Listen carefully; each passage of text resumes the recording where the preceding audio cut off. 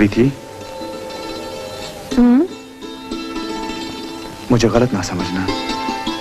मैंने मौके का फायदा नहीं उठाया। तुम्हें होश में लाने के लिए मैं जो भी कुछ कर सकता था मैंने किया, लेकिन नाकाम रहा। फिर अचानक मुझे डॉक्टर साहब के वो अल्फाज याद आए और मैं जानती हूँ।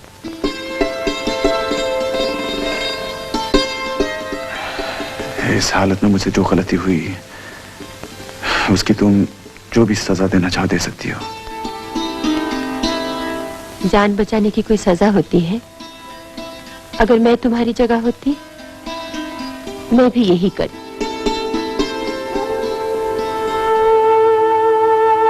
तो फिर क्यों ना इस बात को जो अचानक में हुई है, मेरा मतलब है प्रीति कि तुम और मैं, यानी कि हम दोनों, नहीं, कुछ भी नहीं। क्या कुछ नहीं? दरअसल मैं बहुत गरीब हूं प्रीति। मेरे पास प्यार के सिवा और कुछ भी नहीं है। प्यार के सिवा और चाहिए भी क्या? मेरा घर बहुत छोटा है। लोग छोटे से घर में ही खुश रहते हैं। मेरी एक माँ है, उसे बहू की तमन्ना है। मेरी माँ बचपन में ही मर गई। मुझे माँ का प्यार नसीब ही नहीं हुआ। इसका मतलब है तुम्हारी हाँ ही समझूं? अरे प्रीति, अब देखना मैं खूब मेहनत से काम करूंगा, एक अच्छा सा घर बनाऊंगा जिसमें माँ, बहू, बेटा और वो रहेंगे। वो कौन? वो गोल मटोल सा, खूबसूरत माँ जैसा और स्केटिंग चैंपियन बाप जैसा। बस बस बस बस, तुम तो बहुत आगे पहुंच गए हो। मेरी हाँ के साथ साथ डैडी की हाँ भी तो जरूरी है। अगर मैं शादी की इजाजत ना दूं तो क्या तुम मुझे मेरी बेटी की बदनामी का डर दिखाकर ब्लैकमेल करने की कोशिश नहीं करोगे? नहीं, इसकी नौबत नहीं आएगी, क्योंकि प्रीति भी मुझसे मोहब्बत करती है। गलत। मेरी बेटी तुम जैसे आवारा से मोहब्बत नहीं कर सकती। शादी के ख्वाब मत देखो मिस्टर, ये शादी नहीं हो सकती। आप ये मत भूलिए कि आपकी बेटी आपकी इजाजत के बगैर भी मुझसे शादी कर सकती है। ऐसी सूरत में उसे मेरी जायदाद में से कुछ नहीं मिलेगा। आप बेफिक्र रहिए। शादी से पहले मैं प्रीति के सामने एक शर्त रखूंगा कि वो सिर्फ तन के 2 कपड़े पहनकर आपके घर से विदा हो। ठहरो, घबराइए नहीं, मैं आपको ब्लैकमेल करने नहीं जा रहा हूं। नीचे रिसेप्शन में आपकी बेटी का इंतजार करने जा रहा हूं ताकि उसका फैसला आप खुद उसके मुंह से सुन सकें। डॉक्टर की हैसियत से मैं ऐसी कोई गलत काम नहीं बल्कि ट्रीटमेंट कहूंगा। ये अच्छी बात है कि वो तुमसे शादी करना चाहता है और तुम भी राजी हो। तुम्हारी डैडी मान जाएंगे ना?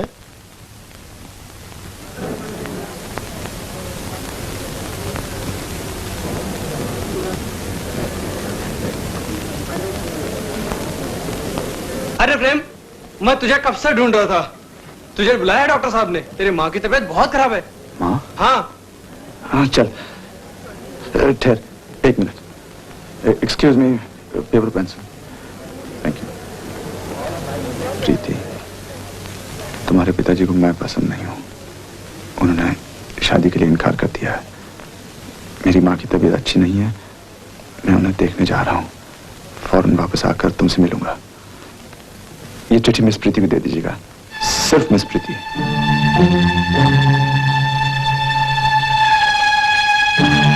Yes, sir. What can I do for you? But sir, that's only for Miss Preeti.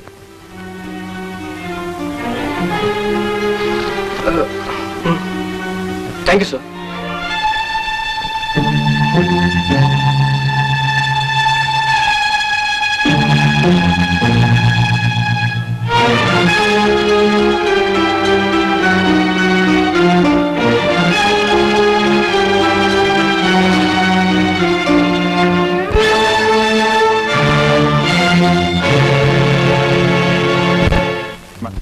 यहाँ आया तो ये घर का काम कर रही थी। दिल के मरीज को काम नहीं, मुकम्मल आराम की जरूरत है। मैंने तुम्हें पहले भी कहा था कि मेरा एक दोस्त है जिसका एक सेनेटोरियम है, तुम इसे वहां क्यों नहीं ले जाते? जी डॉक्टर साहब। सुना ना माँ? देख माँ, अगर आज के बाद तूने घर का काम किया तो और कौन करेगा? तू करेगा? तुझे कितनी बार कहा, घर का काम या तो माँ करती है या बहू। तो बहू ले आता हूं। नो? नो? मजाक कर रहा है या सचमुच किसी को पसंद कर लिया है?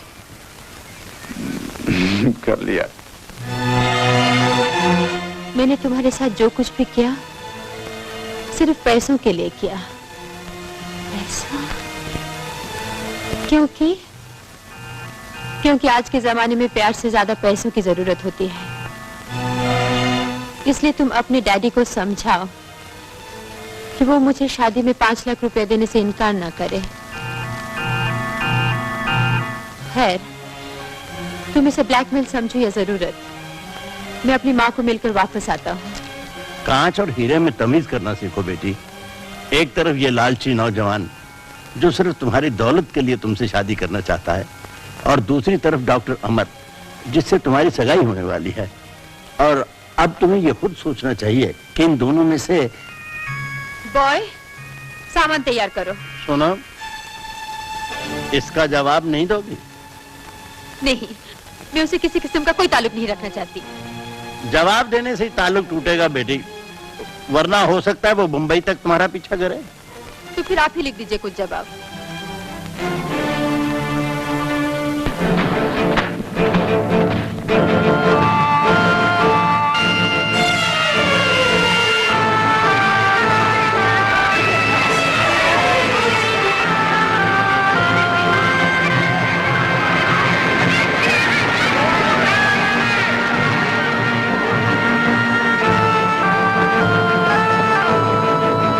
प्रीति,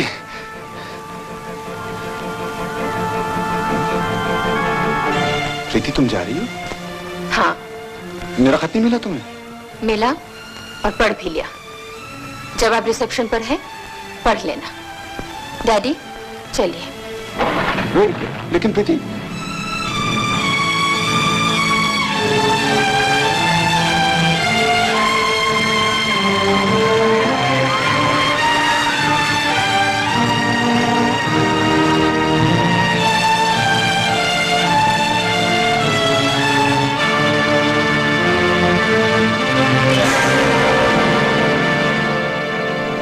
तुम इतने नीचे भी गिर सकते हो मैंने कभी नहीं सोचा था। मेरी जान बचाने का सहारा लेकर तुमने बेहोशी में मेरी इज्जत लूटी है। आइंदा मुझसे कभी मिलने की कोशिश मत करना। अब माँ को क्या जवाब दूंगा? झूठ बोलना पड़ेगा। अंकल, भैया आ गए। बेटी ने शादी में डुप्लीकेट भेजने का इरादा है क्या?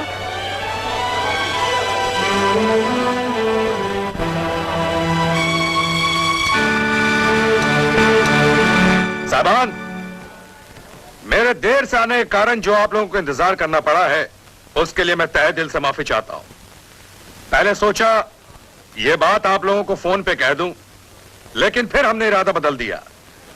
सोचा सबके सामने कहने में क्या डर है। लेडीज एंड जेंटलमैन, मुझे बड़े अफसोस के साथ कहना पड़ रहा है कि यह मंगनी नहीं होगी।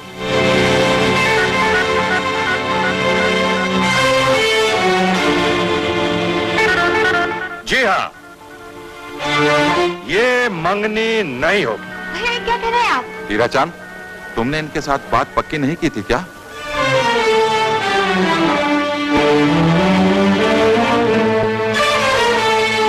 अमर बेटे, ऐसी बात मुंह से निकालने से पहले हमारी इज्जत का ख्याल तो किया होता। आप अपनी बेटी से पूछिए अंकल, उसने मेरी इज्जत का ख्याल क्यों नहीं किया?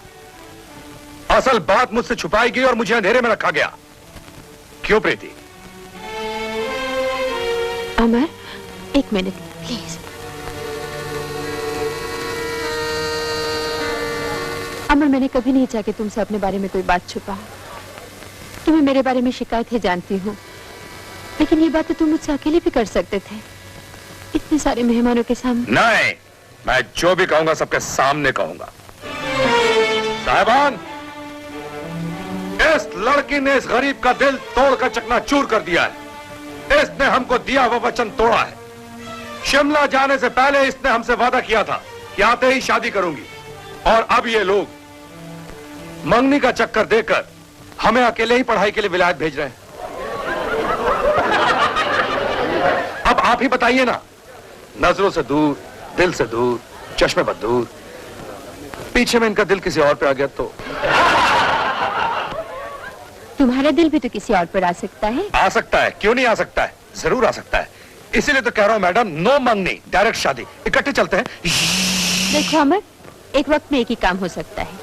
तुम वहाँ जा रहे हो स्टडी के लिए, अगर मैं साथ चलूंगी तो तुम पढ़ नहीं पाओगे। ठीक है, अगर हार्ट स्पेशलिस्ट बनने के बजाय हार्ट पेशेंट बन के लौटा तो डोंट वरी, मैं इलाज कर दूंगी। अंकल, आप ही प्लीज ऐसा समझाइए ना, अपना दिमाग बहुत तेज है, एक वक्त में कई काम कर सकता हूं मैं। अंकल, आप पंडित जी, आप ही कोई तंत्र मंत्र निकालिए ना, और कह दीजिए कि अगर आज की ये शुभ घड़ी टल गई तो फिर ये शादी कभी नहीं होगी। नहीं बेटे, ऐसी शुभ बातें मुंह से नहीं निकालते। बेटी इधर इधर इधर इधर, पंडित जी आप सगाई की रस्म पूरी कीजिए। ओम सर्व मांगल मांगले शिवे सर्वार्थसाधके त्र्यंबके गौरी नारायणी। लीजिए और आप अपने हाथ इनको पहनाइए। आइए अंगूठी आप भी लीजिए और इनको पहनाइए। ओम